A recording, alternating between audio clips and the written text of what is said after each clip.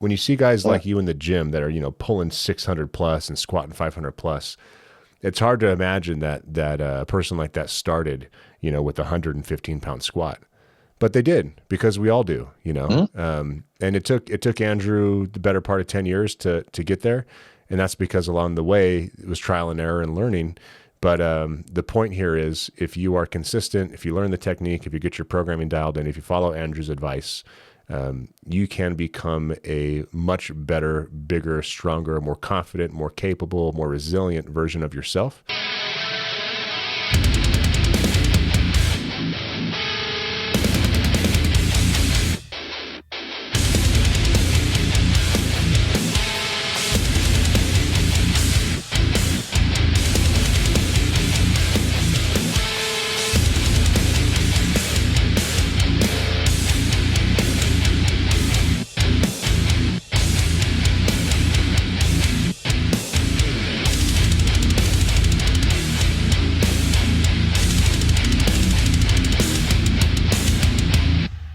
Andrew Lewis is back today. He's a starting strength coach. He's the owner of Starting Strength Indianapolis. He is actually inside his gym, even though it looks like a green screen. He is actually inside his gym. We're recording this in March of 2023. It'll probably come out in the summer. You'll be open by then, Andrew, I think. Andrew wanted to come on because somebody on the forum asked about logbooks from starting strength coaches, was curious if any starting strength coach kept great records. Andrew's an engineer, so naturally he kept great records. We thought we would review some of the interesting tidbits from his logbook from training over the years. And this has some relevance to the gym's company, because obviously it's training related. But as a lot of you know, we invested in a digital logbook app. We built our own digital logbook app when the franchise started. And the reason for that is because we are the only national fitness franchise that guarantees measurable results. And so we measure our results. And we're about to launch a new website. And this new website, which should be up by the time this podcast comes out, startingstrengthgyms.com, will have a widget on it. And that widget will allow you to select your age and your sex, and will spit out how much stronger you can get, how much stronger you can expect to get over time based on the averages from your peers. So that'll be interesting. And then we're also working on a dashboard, which we'll first launch internally just to test all the data and make sure it's being displayed correctly. But we'll be able to slice and dice the progress made per age group, per sex, per gym, across multiple gyms, across all the gyms. And we should be able to extrapolate some interesting insight from that. And Andrew, by the way, when that does launch internally for testing, I'm going to ask you and Brent Carter to take a close look, because you are the types of minds that I'd like to pick that stuff apart before we release it to the public. So, Nice. so Andrew, why don't you give us a quick update on where you're at with your gym opening, and then let's start talking numbers. Awesome. So, which by the way, I think that being able to compare your own demographics to the demographics of people who have had success stories, who have made progress, that's going to be such an amazing tool that people are going to be able to have, that people are going to be able to show to their loved ones, their friends, to show them what kind of results they can get to. I'm really excited about that. Mm-hmm. But as far as the Starting Strength Indianapolis is concerned, we have a space now. I'm inside of it. It used to be a different company, and they kind of left it as is after trying to sell off a lot of their stuff. They left kind of the remainder, and we're actually about to build out. So tomorrow is going to be day one of the contractor demo. I did a lot of work on my own trying to tear stuff out, get rid of cabinets, things like that people had left, just to save some time on the contractor side to just throw stuff out. And the response has been really, really helpful on that. People were really happy to get $50 units of stuff that I just needed gone. That retail for like $2,000. But so we're starting demo tomorrow. I'm really excited about that. But in the meantime, I've actually been coaching people out of my garage gym. And, we already have, right now, we have 12 in-person members who have been training consistently. And they are just the response from the community as far as the people who have come in. Like, the people in Indianapolis are super nice. The people in Indiana seem to be just very kind. Everyone's very generous and giving and friendly.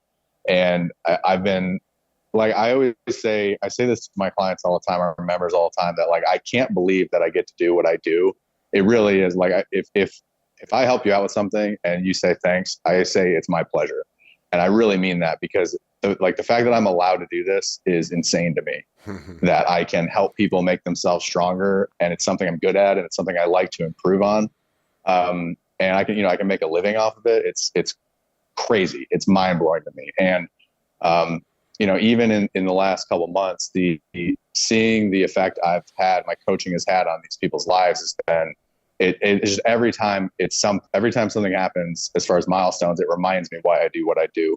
I had a guy stuck at a 155 squat. He just hit 262.5 for 3 yesterday, and he was over the moon about it. He was so excited. And it really is like my pleasure. And it's a privilege to be able to serve these people and who have become my friends and become, my customers and everything. And I'm just so excited to take this to scale with the gym being open, which we're looking at a June opening date. I'm going to have to get some more official dates on that as we kind of lock in, the timeline and everything. But we have a pretty good timeline right now. I just don't want to announce anything yet, but June is looking pretty firm. Hell yeah. But not a specific date or anything. So, man, I can't express, I've been doing this since 2016, and I've been doing it professionally since 2019. And to be able to open a strength training gym here is, it just blows my mind that it's physically possible. The fact that I live in a time where I can actually do this is crazy.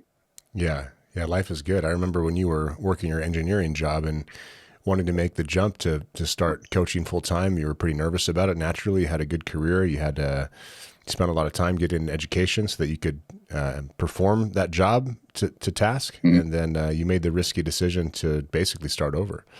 You did that really well. And you grew your business. You opened a gym in Ohio. And then you ended up buying Starting Strength Indianapolis from us. And here you are sitting in your gym, already getting to know the members, already making them stronger, already helping them in their day-to-day lives. And you're a few months away from being a gym owner and the head coach at the gym too, which is a great way to conserve cash, especially in the early days. So congratulations, man. Yes. Thank you. Yeah. And that'll all come out. Like you said, I had a pretty good career, and I don't regret a lot of what I did in the job that I took on. But on balance, this is much, much better. Hell yeah. Excellent. But yeah, you're absolutely right. I was so stressed out getting out of that. And then I remember I was losing my mind the last week of my employment at the steel mill. And then I remember it was the second week or something, the second or third week that I was on my own. I was like, oh man, I'm going to be fine. I can do this. This is going to work. Mm-hmm. And I just never looked back. Hell yeah. So. Yeah. Yeah. I was on Twitter the other day looking at someone complaining about feeling like shit on a Monday. So I clicked on the guy's profile, and he's an SVP at a big company. And he was asking basically how do I not feel like shit on Mondays? It's well, don't be an SVP at a company. That's a start. So this whole, going off and doing your own thing and being in control of your destiny and doing things the way you want to do them is, it's a lot more fulfilling. It's a lot more fulfilling than the other way. Mm-hmm. I totally agree with you. So I feel grateful and lucky to be able to do this as well. It's a good time. I mean, shit, I coach once a week for free just because I enjoy doing it. Right. You can't help yourself, right? You just see it, and you gotta go do something about it. Well, and also I don't feel right keeping the credential if I'm not actually coaching on a regular basis. Right. That makes sense. I need to keep my skills sharp and continue to learn. Hit us with one interesting story from a member and how you've helped them, and then we'll get into the logbook data. So actually, I think I have a really good story from someone in Tulsa. Do you want me to tell an Indianapolis story? Up to you. This one always comes to mind. Yeah, up to you. Yeah. So I have this story from a woman in Tulsa, and I remember it was her third or fourth session, I think, and she was a little older, and she was relatively weak, but she wasn't an assisted living or anything like that. She was just kind of weak, and she came in her second week. It was her third or fourth session, and she was like, oh my God, I had such a good weekend. Normally I get out of my car in the parking lot to go get groceries, and I am like worried about where do I step. I have to be careful about where I step, how I get out of my car. And I'm like concerned about that as I go into the grocery store. And this weekend I got out of my car and I went right into the doors, and that was that. It was matter of fact. It was like, I didn't even have to think about it. And like, that sounds so, like basic, to younger people who are capable and strong and who don't have to worry about those things. But that makes a huge difference in someone's life if they have that confidence to be able to just go do stuff and not think about those kinds of concerns. I had a woman yesterday who just started, and she was having some elbow pain on her first day on Saturday, 3 days ago. And she was like, I got some elbow pain. I kind of hurt myself doing something else. I can't remember what she said. She was doing something around the house or something. And I was like, oh, well, when you deadlift today, that will probably actually help a little bit. And I didn't explain it, but basically, like, the isometric nature of the forearm muscle use and the deadlift can actually be kind of rehabilitating, because it actually gets use without going through that change in length. And she came in yesterday and she was like, oh, I was in pain for like a week or two. And when I came in and you said like, it might feel better after we deadlift today, it totally did. And it just feels way better today. And I'm sure after her session last night, Monday, she's going to feel even better than she did. So like, a lot of those little stories I think are just like super important. And that's what gets me through, is hearing that kind of stuff. Hell yeah, man. So. Okay, so let's start looking into your logbook data. Why don't we start with your PRs? Yeah. What are your all-time personal records on each of the lifts? So for the squat, it's 515 for single. Deadlift is 610 for a single. Press is 285 for a single. And I can't remember. bench is 390 for a single. Yeah, that's right. 390 for a single. I got it here. Let's talk. And I definitely. And he goes, we're talking about someone who goes, yeah, he doesn't even deadlift 600. Yeah. Such a rip burn. Yeah. Nice numbers, man. Those are solid. JD Thomason is right on your heels with the squat. Your deadlift is where it needs to be. Beastly. That's a hell of a press, man. 285, and then you're getting ready to touch up on 4 plates on the bench. Awesome. Yeah, I'm actually I'm definitely eyeing it up. It's coming soon. Height and body weight? I can definitely tell by the. Right now I'm 228 pounds, and I am 5'9 3/4. I had to fight for that. So I'm the king of the manlets, and but that's okay. It's a fine height.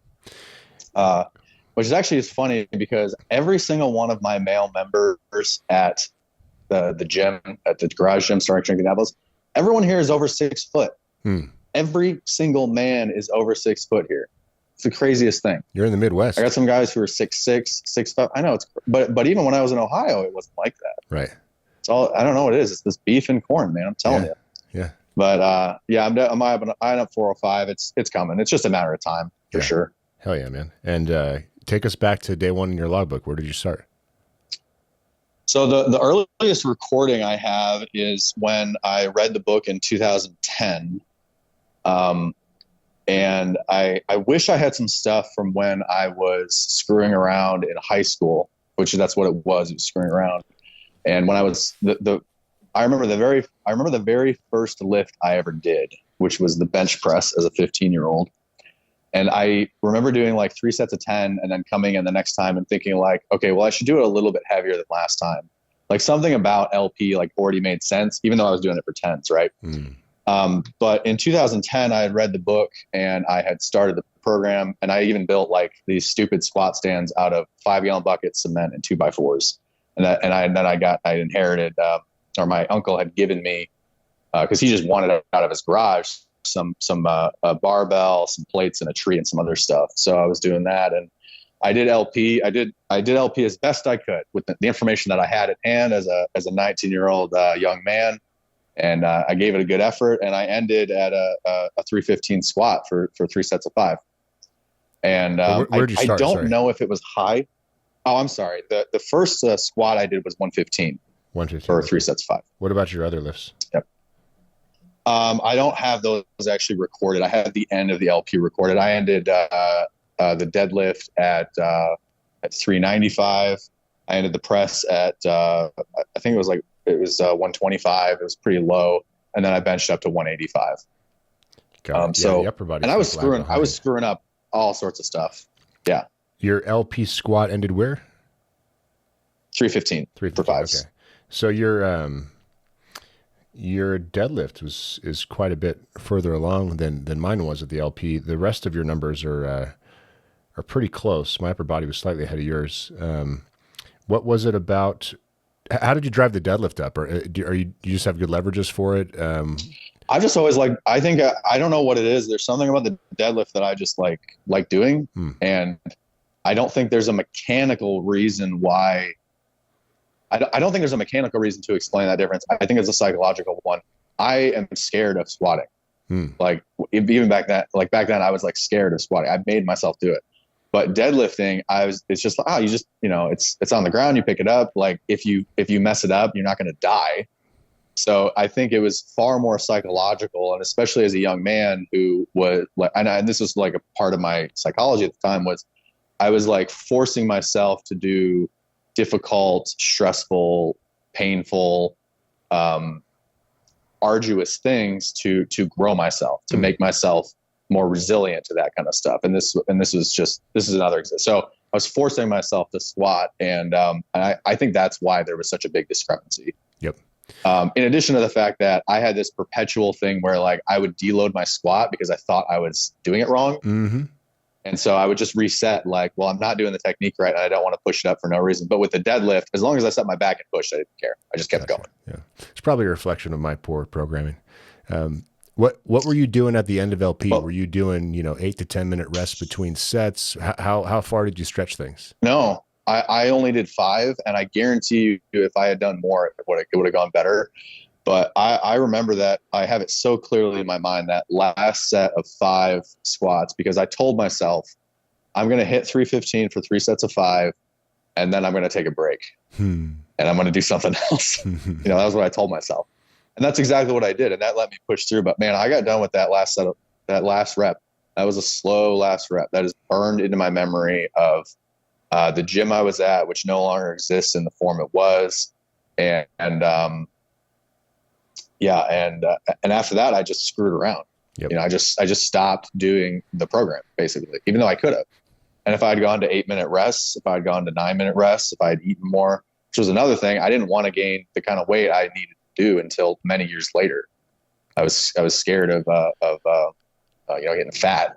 And the other part of it was I didn't understand what the book meant when it said gain weight. Same. I understood I need to gain weight. I didn't know what that meant. Sure. Same. And I was not particularly underweight. I was 190, which is not horribly underweight for a guy who's 5'9". Yeah.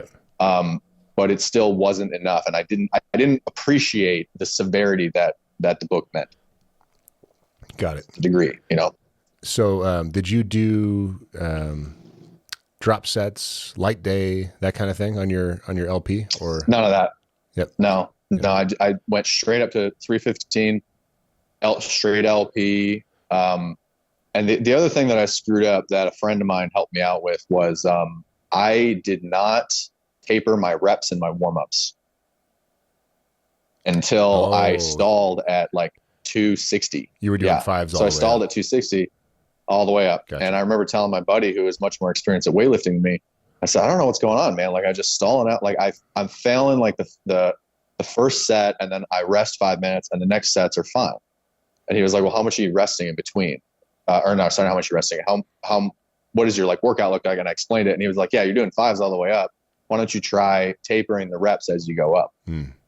I did it, and it worked. Crazy that the book tells you, says something. So what did you do after LP? How long were you messing around before you decided to get back to training? About 2 years. Yeah.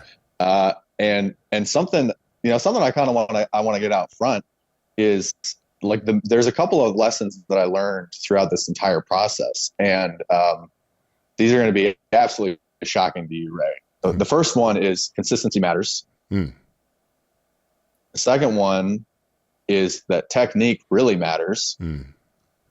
And the third one is about me personally, which is that I tend to push myself harder than I need to my own detriment to a degree. Better than the other way around. And so you're going to see those. Yeah, I think so, for sure. I'd much rather be in a position that I am than the other way around. But you're going to see this. You're going to see these three come up throughout the course of this discussion. And I wasn't consistent. I was screwing around. I was doing CrossFit for 2 years between 2011 and 2012 until I later in 2012 I did another LP.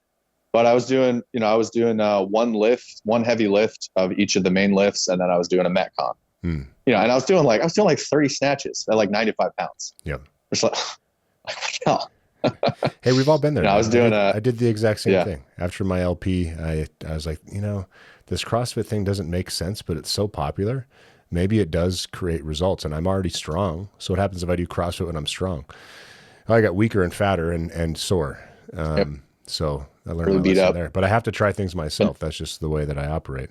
Oh yeah, and it is fun. Yeah, it's fun to push yourself. It's fun to do, honestly. It's fun to But I remember techniques.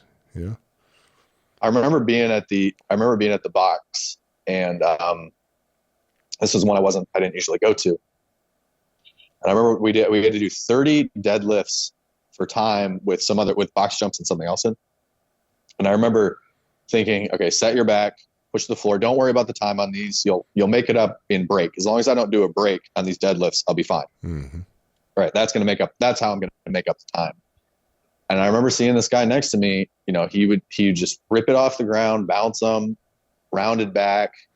And then he would do like a 5-minute break and then try it again. And I remember watching it like, there has to be a smarter way to do this. And it turns out there is. So, but that was the moment that broke me, that I was like, I need to get back to LP. Yeah. I need to get back to Starting Strength. So what did you do upon your return? Another LP? I did another LP. Where did that one start? That one, I don't have that recorded. Okay. But I do know what I ended it with. I do know that I tail ended it into Texas Method. And at the time, I didn't understand the idea of transitioning LP into Texas Method. I do remember this. So I did do a light day. I remember doing light days. So heavy light for the LP. And then I just hard transitioned into Texas Method. And the reason I got away with it, the reason it worked, was because I was 21 at the time. And I was drinking a lot of milk and calories, and that was how I got away with it. And at least you did the Texas Method. I switched to 5-3-1. Yes, so that didn't go well. Sorry, continue your thought. And I 5-3-1 is going to come up eventually in here. I can't remember where it is, and actually I might have gone through it in 2011, but I did it so briefly it didn't matter. Because I got weaker in the span of 2 months, and I was like, "What the hell's going on?" Sorry. So I did Texas Method curse on this podcast. It's all right. Oh, yeah. Okay. Yeah. So I did Texas Method for 18 months, 18 consecutive months. Jesus. I got my squat up to 415 for a single. I don't have everything else recorded, but I know it was kind of on par with what is kind of typical. So, probably a 455 deadlift, and my press is probably 185. I never got the hip movement in the press until much later. And so my press was always kind of lagging behind, or at least limited compared to what it could have been. So that was early in the fall of 2014 that I finished that up. And then I was just kind of tired all the time, and it just stopped working, and I needed something to change, So I started doing Olympic lifting, which I really liked. Actually, I did unironically like that.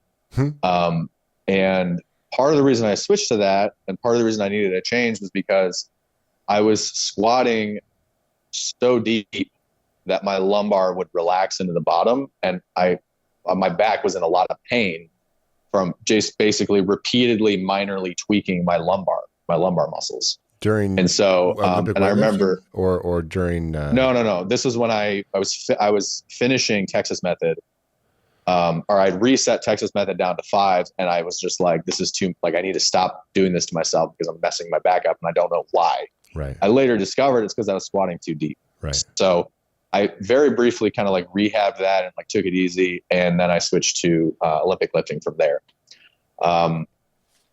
And I had gotten Olympic lifting programming from a USAW coach and some coaching from him.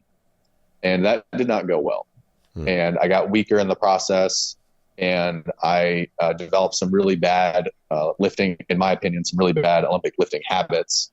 The main one is that you're supposed to like jam your hips into the bar when you clean and when you snatch, like you're fucking the bar up into position. Well, guess what happens when you do that? The bar loops forward, and you have to overcome that moment arm later, and it creates inefficiency. So I had to do undo some bad habits from that. And I was also just doing a bunch of random nonsense with that. And so sorry, you're saying that your Olympic weightlifting coach was suggesting that you don't pull the bar in a straight line? That is correct. Oh, okay. All right. That is accurate. And that's on par with the USAW paradigm that you don't pull in a straight line, but that's not, he was not coaching a non-vertical bar path in that part. He was coaching the hip thrust, and then the unintended consequence was that it looped forward. But I was still doing the two vertical back. Can you see my arm? Yep. I don't know if you can see this. I was still doing like two upright in the setup, and I was doing an S curve. So in that sense, he was coaching a non-vertical bar path, but I don't think he was not coaching me to thrust my hips into the bar in order to create a non-vertical bar path. That was just the logical consequence of that happening. Sure. Yeah. I think he was just trying to get me to extend my hips really aggressively. And that ended up being that, I literally hit the bar with my pelvis, and that sent the bar forward. So, sure. So that didn't go well, but I did have a lot of fun, as I mentioned, with CrossFit. That was a good time. And then, after that, I got back in, I did another LP, and that's actually something I'm like proud of, that I recognized that I didn't need to go right into intermediate programming after switching from a program that I shouldn't have been doing, or from doing nothing. And I ended that year with a 375 squat for a single, a 235 clean and jerk, a 170 snatch, a 435 deadlift, and a 155 press, all of those of which are lower than when I had finished Texas Method, of course. Your press was really lagging behind in proportion to your other lifts, and now your press is beastly. So what was the thing that changed about your programming, I suppose, that or your technique that got you to finally drive up your press? The technique. Yeah. The technique. I figured out how to do the hip movement because I went to a seminar and they taught the hip movement, and I finally I could not figure the thing out when I was trying to do it on my own just from the book. And then I went to the seminar, and they fixed a lot of stuff at the seminar. The first seminar I went to, I met Sully and Chris Carisco in East Lansing. And that was in 2015. It was summer of 2015. And that was quite the experience. I opted in for that. I remember there were like 10 people, and half of us were going to opt in. And Rip goes, "This is bullshit. We are not doing this for free anymore. We are adding in an opt-in fee." Nice. And I talked to, and he was for the record, he was absolutely right. Yeah. We had no business testing, none at all. All five of us. He talked two of us out of those five. He talked two of us out of testing, and then I talked to Sully, and I was like, "Hey, like, what do you think?" Because I've been coaching a little bit, which was sort of a lie, honestly. I said I've been coaching a little bit, and I've been coaching jujitsu and gymnastics, and I think I understand the model, so I know how people move, and I know how to coach movement, but I don't know about this. And after we had kind of talked, basically his advice was like I don't know what to tell you. It sounds like you are ambivalent in the sense that I don't know what to pick. There's positives and negatives for both. And at the end, what I decided was, well, if it's the last opt-in for free, I just go for it. Sure. I had no business opting in. None. I had no idea what I was doing. However, none at all. If you're anything like me, you probably assumed it was like most domains of life, where you can kind of just figure it out as you go and do pretty well. No, not the SSC, not the And I knew, SSC. Yeah. and I knew by the second bar set, I was not going to pass any of I was not going to even sort of pass any of the lifts, and I was not going to pass the whole thing. Yep. And I just knew it. I could just tell. Mm-hmm. You know, I could see what Chris Carisco and what Sully were doing, and I knew there's no way. Yep. There's no way. And I was talking too much, and it was not good. Because there's an actual method and there's standards, so you can't just figure it out on the fly. And the thing, like I'm like, I know how to study and I know how to learn stuff, and so like I'd always known the method and all the theoretical stuff before I ever accrued the experience. Like some people have it the other way around. And that's not as common in the when the credential was a little newer. And even when I was like there, that was still relatively new in the timeline of everything. And so I could like understand it, and I'm just watching it and I'm like, I don't know what to do. I don't know how to fix this thing. But I understood what a squat was supposed to be, and I could explain it, and I could convince someone that squatting was the right thing to do and that you need to do it this. I could explain all the theoretical stuff, and I couldn't coach at all. And that was the problem. Yep. You know, so there's a difference between understanding and or having an impression of something and then being able to perform it, right? Absolutely. So hit me with some interesting stats along the way. What are some insights you can glean from your logbook data? So the main thing I noticed, and by the way, like the rest of this is kind of just more of the same. I made marginal improvements in my lifts, and then I did some stupid stuff, and I didn't really start training until I didn't really start actually training until 2018. Like consistently, like 2018 was where I decided. And, you know, Luke said something in a previous podcast. He said, there comes a time with a lot of people where they decide that lifting is not optional. It is who they are. It's a part of their life. It's like you wouldn't go 3 days without eating. Right. You wouldn't. It's the same thing. Yep. And 2018 is when I decided lifting is not optional. And that's when I started training for real. Nice. And along the way, I learned, you know, a couple different things. I learned how important the technique is, how important it is to get eyes on your own technique. Even if you don't have a coach, watching your own lifts on video tells you something. Even if you're not a coach, even if you don't show it to a coach, even if you barely have an understanding of what the model kind of is, it still teaches you something. It still gives you feedback on how your lifting is. And you need that. You need some form of feedback, whether that is an in-person coach or an online coach or you watching your own videos. You have to have that. It's absolutely better than not having it. And if you can't afford a coach, you can always post your videos online. We've got a forum, startingstrength.com, you know. But it is important. Absolutely. Even if you don't pay for it, it's you got to critical. find a way to get eyes on your technique.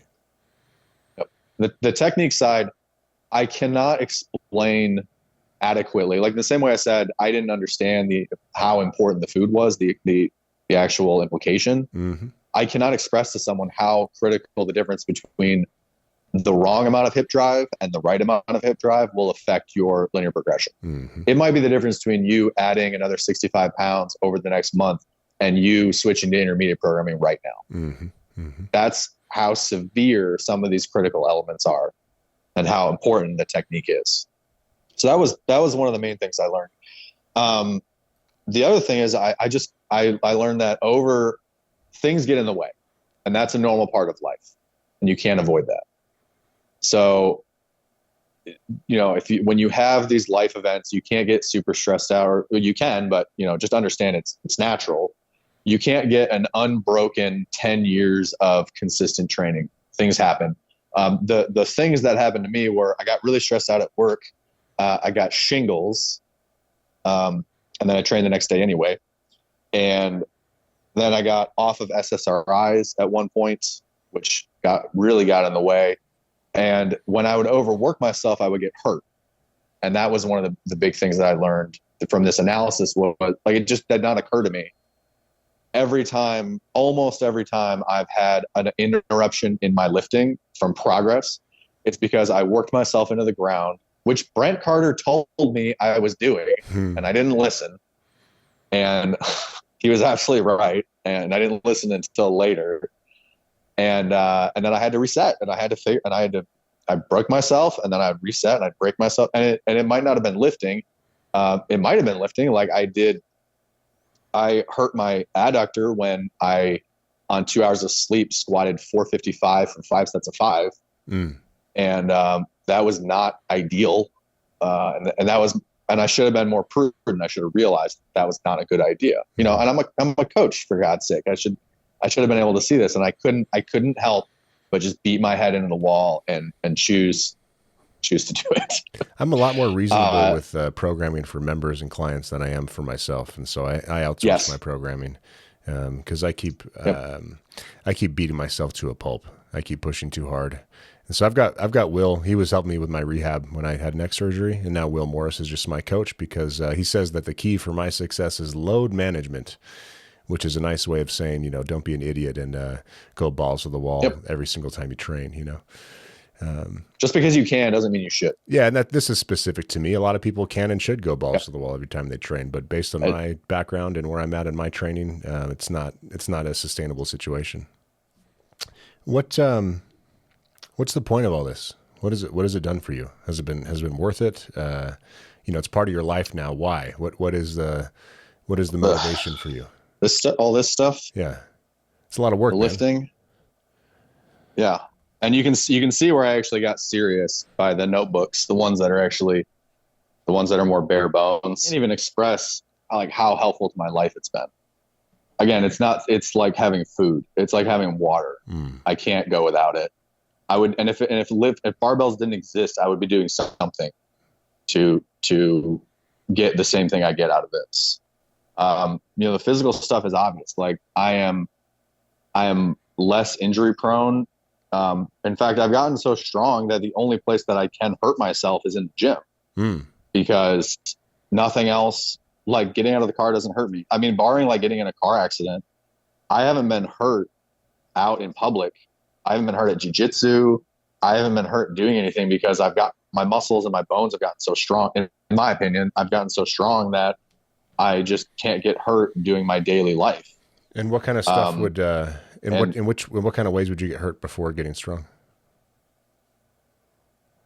Oh, all sorts of ways. Doing stupid stuff as a 20-year-old, falling off of stuff, falling down. I worked in a steel mill, and I would occasionally get hurt doing stuff there. I broke my hand snowboarding when I was 18. I'd be doing jujitsu and I'd get musculoskeletal injuries. I never get injured at jujitsu anymore. And I used to when I started in 2010. I have the same experience. And I just don't. I just don't get hurt at jujitsu. And a part of that is that I'm smarter about it too. But part of it's that I'm much, much stronger. And that physical stuff and just being able to interact with my environment in a way that eliminates distractions. I don't think about, like, when my mom wants me to carry the 50-pound salt bag down in the basement to the water softener for the water. I don't think about it. I just pick it up and I take it downstairs and I put it there. And that's how basically all of my life is. When I need to hang a sign for the Starting Strength gym or pick up a door, I just pick it up and I just walk away. I just like picking up a tissue box. That's what it's like. And I just don't really think about it much. It allows me to focus on what's important to me and allows me to do so much more. And all that physical stuff aside, I mean, and frankly, like, we talk about strength and its effect, but like, I like the way I look. I look pretty good. I think I look pretty good without a shirt on. I got a little ab line. I got big arms. I've got a really big back from the lats. And I'm sure I look a little fat in the video because that's how video works. But I feel good about the way I look. Well, the YouTube commenters will share their opinions for sure. That's fine. I just care what my wife thinks mostly. Yeah. Someone recently said they could see my belly from me sitting in my chair. Look at this thing. Oh, God. I'm just a wallowing slob. Yeah, Slovenly. you look good, man. Slovenly. You look muscular, Thanks. broad shoulders. So aesthetics, injury prevention, Yep. capability, and you mentioned you got off SSRIs. So, and I know you've written Yeah. about And this. You've written about depression and yeah. strength training. Um, Strength training isn't the silver bullet, but it certainly helps. So tell me, that's my point of view. What's yours? No, it's the same thing. And like, I haven't, I'm trying to even think of a time.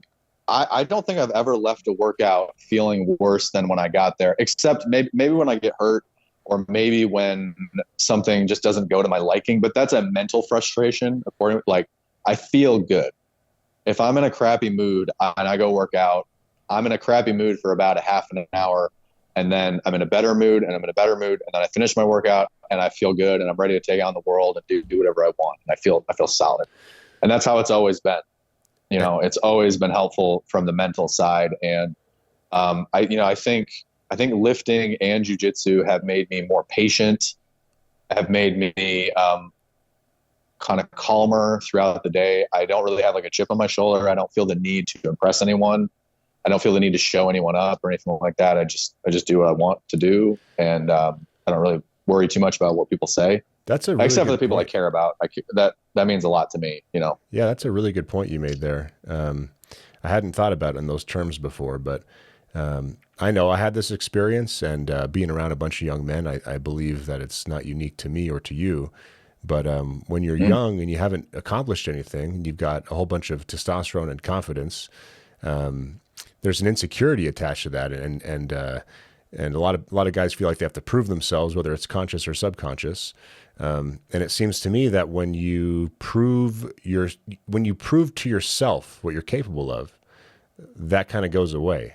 The insecurity kind of Yep. dissipates because you know you're capable, you know you're confident, you know you have the ability to do hard things, you know you have the ability to defend yourself, and so it kind of removes the. I mean, we've all seen it, like the insecure guy puffing his chest out who's got no idea how to fight and has Mm. never lifted a weight in his life.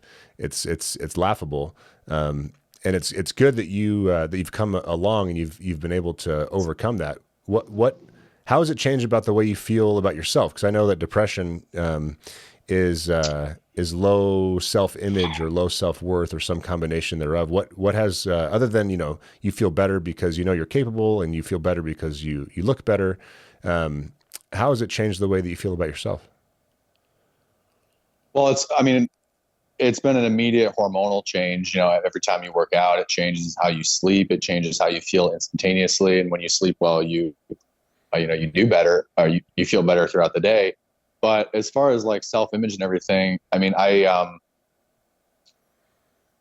even when I was strong, I had depression that created insecurity and anxiety that manifested primarily as paranoia, like really bad paranoia. Hmm. And once I got that treated, which I'm currently being treated, and that works really well, and I feel awesome. I feel like like I did when I was 18, and even back then I was like pretty anxious and depressed from time to time. But I don't think my depression has ever manifested as like low self-worth. It's more of like all life is worthless. Mm. And nothing matters and nothing has any point. So like, it doesn't matter how I feel. Like everyone is worthless and no one matters. And so it didn't really, I don't think it really affected my mental image in that sense, except the whole thing, and as a result, that changed my behavior and my actions. And, I still, even within that, I had ambivalence because I believed that, but I also care about the people that I love and I care what they think. And I think probably I would say, to really get to the core of your question, how has it changed kind of my mental capacity or my mental being? It has made me more willing to open up to the people I care about, which I've always had problems with. I've always been like very like shut myself in and shut down and don't share. And very kind of stoic in that sense about the things I really care about, the things I'm worried that my loved ones are gonna think. And getting into a better mental state with lifting too has allowed me to kind of open up and to not be afraid that what I'm going to say is going to cause some catastrophe. You know, that I have self-worth, that I deserve things to be different in my relationships, that I don't have to tolerate certain behaviors. Does that make sense? Absolutely. Yeah. Yeah. Good for you, man. And it's impossible to divorce this. It's impossible to divorce this from both, you know, the testosterone treatment that I've had and the therapy that I've had. They all work together. You know, so I don't want to give this impression that lifting is this like magic cure all that's going to make all your depression go away and everything, but it absolutely does help. Yep. And it absolutely has made me feel better about myself, because I see the way men treat their wife, the way a lot of men treat their wives, and even like the way men are physically incapable a lot of times. And that makes, and I'm like, in a roundabout way, it kind of makes me feel good, because I'm like, oh no, like I'm doing good stuff. I treat my wife well, I try my best, and I'm capable of protecting her and protecting, you know, our family and everything. And I get to see that comparison, and that makes me feel good. Oh yeah. So you mentioned you're on testosterone. I assumed you were when you were talking about this treatment you're on that has helped your psychological state. That typically is what people say. Rip is right about that too. Yep. 30 hours. 30 hours from the first. I'm not kidding. No, I thought Rip was exaggerating. Yeah. That's a pretty common experience. A lot of people think Rip is exaggerating. In general, you know, not just this, but for the sake of data integrity, tell me what your PRs are without testosterone. Well, you already heard them. Oh, okay. So you hit the squat, deadlift, those press, were and bench. Those are pre-testosterone. Okay, cool. Yeah, which means where are we going? You know? Where are we going? What's your training like now? Tell us about your programming, how often you train, well, all that kind of stuff. So I'm on a 4-day split. 4-day split is an excellent way to live if you are able to, if you're able to do it that way. But you know, I'm coming back off of a really stressful time at the end of last year, and it was another one of those things that kind of disrupted training. So I'm kind of working my way back up. I'm not doing too bad. I got a 460 squat. My deadlifts is getting a little higher, but I'm kind of backed off on that for a couple of reasons. And I'm still pressing, 275, and I'm working back up on top of that. The bench, I'm about to bench more than I've ever benched. So that's exciting. I'm going to hit 395 pretty soon. And that 390, I told you, that was a relatively recent PR. So actually I misspoke about that. That is a post-treatment PR. What's your pre-treatment bench? I think like the same, 5 pounds less. Sure. You know, Gotcha. 375, something in there. Gotcha. And you know, as far as like trying to treat this stuff over the years, like I was on SNRIs for a while, and that helped to like level me out, but it didn't do as good of a job. It didn't do what it was supposed to do. Mm-hmm. It did what I needed for the time to not like kill myself, but that was about it, you know. And knowing what I know now, I would have tried testosterone, or at least gotten measured, and it's all because of Rip that I got on, you know, TRT, and I feel the way I do now, because I got off of SNRIs and had about the worst month of my life going into withdrawal on those. And you know, after I got on testosterone, it's just, man, it's so much. I can't even imagine what the last 8 years would have been in my life if I had gotten on that instead of the SNRIs. So, well, I'm kind of glad you were dragged through the mud. I think that's useful. I think when things are sweet and wonderful, it makes them even better. When you have some real negative shit to compare it to, especially if it lasted for a long time, because even the most mundane positive things in a day will really make you appreciative and grateful. At least that's been my experience. And by the way, I should let the audience know that when I first came across you, it was on the forum. You're this guy that's got a gym called, Blackmetal Strength.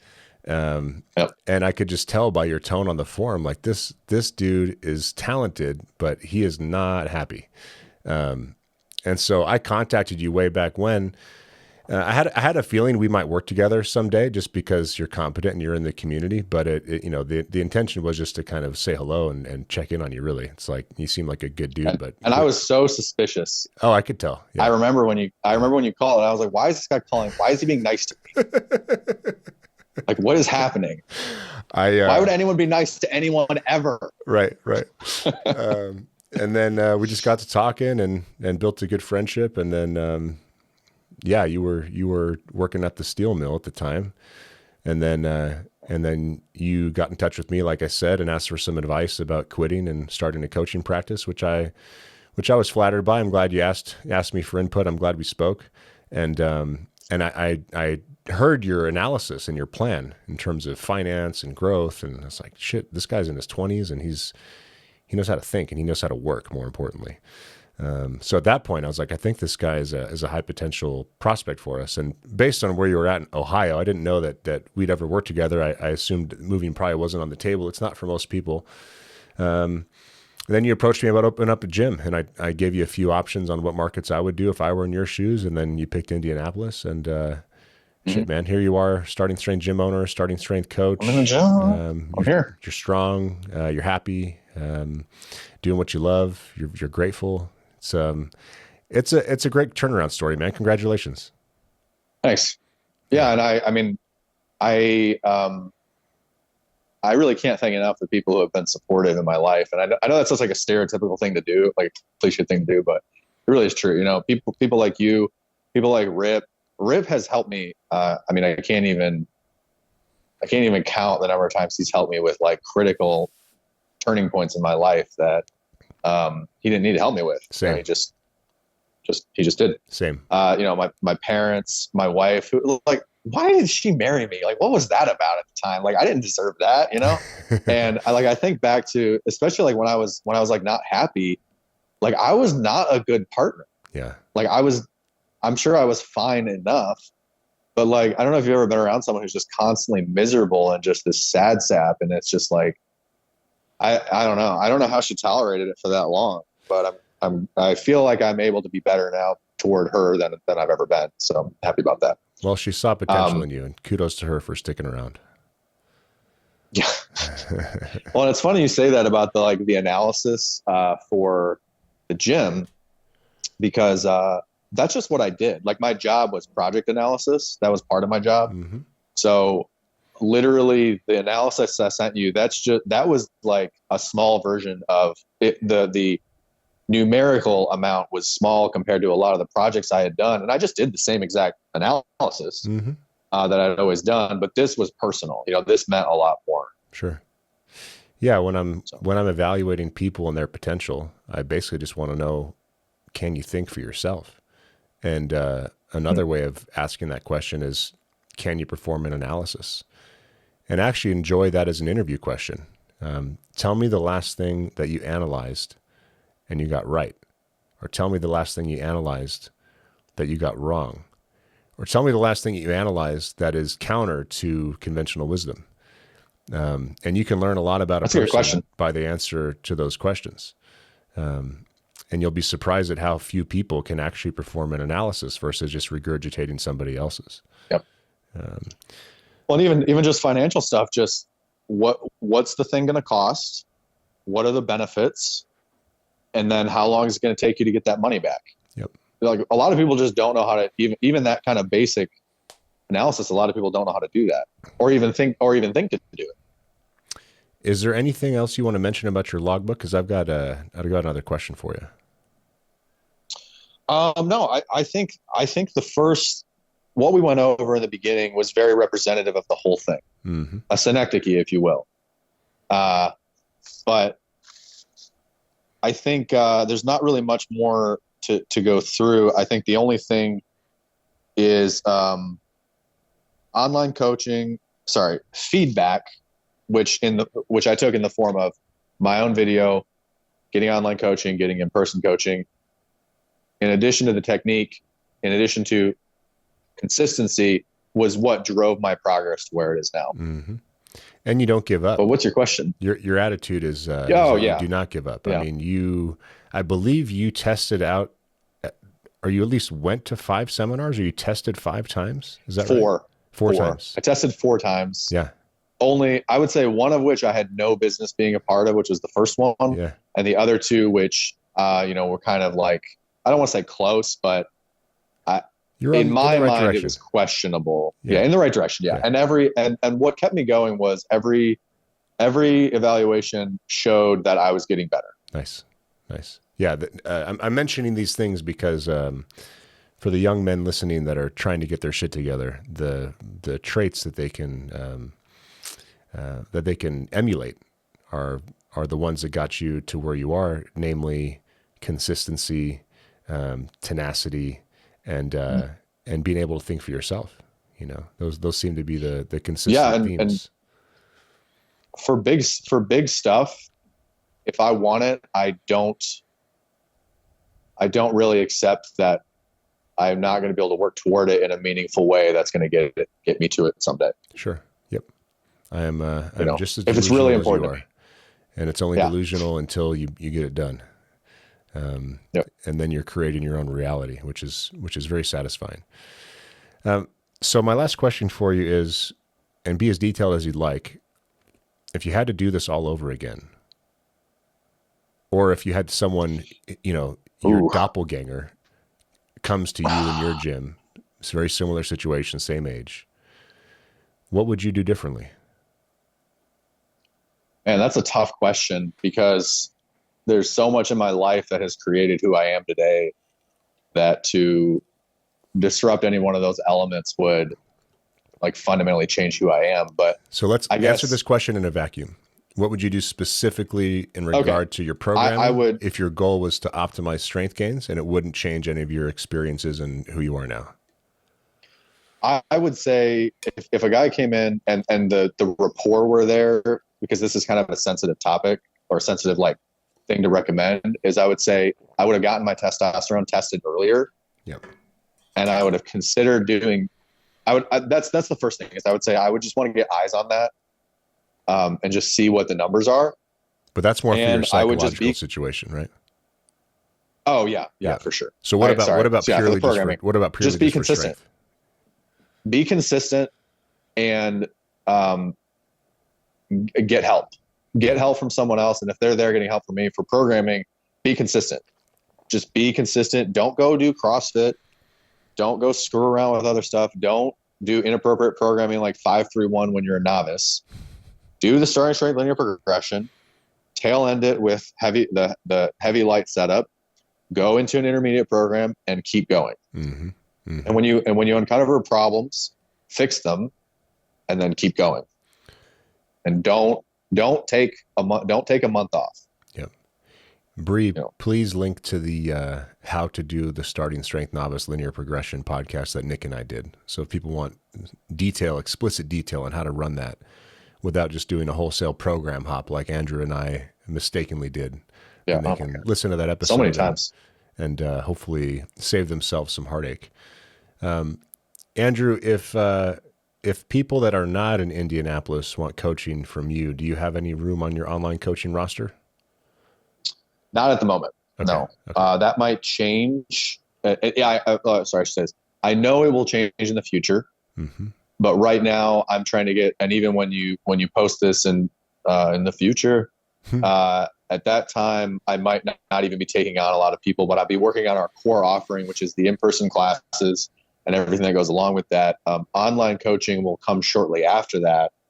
But right now, for the foreseeable future, I'm not taking more online clients. However, if you send me an email, I'm going to respond to it for sure. Yep. If you want advice about lifting, if you want advice about stuff, send me an email. I'd be happy to talk to you about it. If it's more sensitive and you want to talk on the phone, that's fine. If I get flooded, it might take a little minute, take a little bit, but just a brief kind of overview, I'd be happy to just talk. I'll talk to anyone about anything. Yeah. For this kind of stuff. And guys, if you do have questions for Andrew, I prefer that you'd ask him on the forum so that everybody else can benefit from from Andrew's expertise. And feel free to call Andrew out specifically in your question if you want him to answer. He's on the forum quite a bit. Yeah. I'm on there all the time. I'll see it. Do you want to share your email in case someone has a more sensitive question for you? Yeah, it's Lewis, Alewis, at startingstrengthgyms.com. Or ssgyms.com. Both will work if you want to save or SSGyms. keystrokes. Yep. Lewis at ssgyms.com. But yeah, you're absolutely right. If it's not specifically a sensitive topic, post it on the forums. Yeah. Because I guarantee you someone else has the question you have. Sure. Yeah, and search first, by the way. Yes, search first and read the sticky. Yep. And then, when your gym is open, you will offer online coaching. It may not be directly through you, but it'll be through one of your staff. And so this podcast episode will come out around your opening time, I'm guessing. So indy.ssgyms.com is the URL. And then, if you're on the fence about coming in, just come in once. Yep. You don't need to come in and sign up or anything like that. But I'm telling you, like, our coaching team is good. I got some great guys lined up. I promise you, if you've been at other gyms, if you've been at Orange Theory or 24 Hour Fitness or whatever, any of these places, they do not care about you as much as I will when you come in. Yeah, that's when I have a client, they are the most important thing in my world at that moment, and I care so much about my clients. It is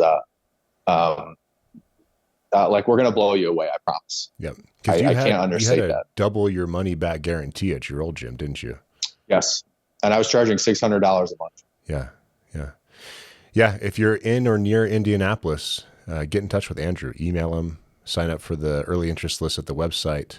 By the time this launches, we'll have free 30-minute coaching sessions nationwide for new people. And the reason for that is because it's hard to articulate what we do and how important the services that we offer. And so we just try to get people in the door so we can show them ourselves, and then things materialize from there pretty automatically, I would say. Any closing words, Andrew? Anything else you want to talk about that we haven't mentioned? Be consistent. Yeah. Keep training consistently. Don't take time off if you don't have to. Give us your social media handles, then we'll wrap it up. Everything's Starting Strength Indianapolis. All the iconography is the exact same. You'll see it on Instagram, on Facebook, even LinkedIn. Starting Strength Indianapolis. Hell yeah. All right. Well, thanks for sharing your story, Andrew, and thanks for digging through all that old data. Oh, my pleasure. And when you see guys like you in the gym that are, pulling 600 plus and squatting 500 plus, it's hard to imagine that a person like that started, with a 115-pound squat. But they did, because we all do, And it took Andrew the better part of 10 years to get there. And that's because along the way, it was trial and error and learning. But the point here is, if you are consistent, if you learn the technique, if you get your programming dialed in, if you follow Andrew's advice, you can become a much better, bigger, stronger, more confident, more capable, more resilient version of yourself. And if you can do that and the cost isn't very high, and it's not, then you should. Why not? So hopefully you all are inspired by Andrew's story. And we'll have him on again. If you have anything you want to hear from Andrew about his background, his career, a particular topic, just let us know, and we'll do another episode. So Andrew, thanks for your time, man. Oh, my pleasure. It's literally my pleasure. Thanks for having me on. Hell yeah. All right, guys. Thanks. See ya. It's fun.